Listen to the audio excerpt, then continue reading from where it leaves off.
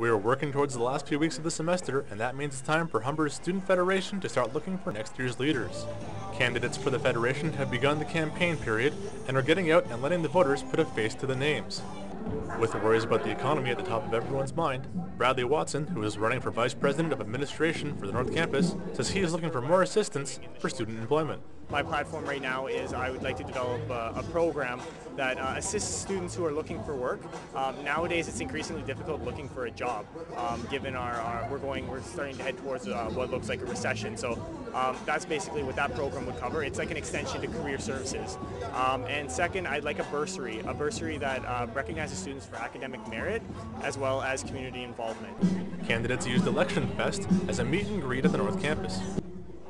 HSF Programming Director Aaron Miller says the biggest problem for student elections is voter apathy. It's all part of the process of trying to get students to know who they're voting for, when they're supposed to vote. Our biggest obstacle is obviously student apathy, so that's what we're trying to fight right now. So anything we can do to help that I think is going to be a real benefit, and I think this was a good start because we still have 2 weeks full of campaigning, so it should be good. At least these people will know who they're going to be voting for eventually.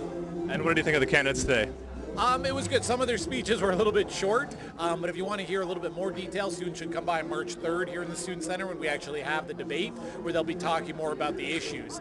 Today was more of an introduction thing, so some of them were a little bit brief. It would have been nice to hear a little bit more, but hopefully as they get more comfortable speaking in front of people, you'll get a little bit more information about each of the individuals. The Electionfest festivities ended off with some of Humber's own spoken word artists, including Lance Constantine. I am revolution consistent in the movement, so history will change itself fluidly.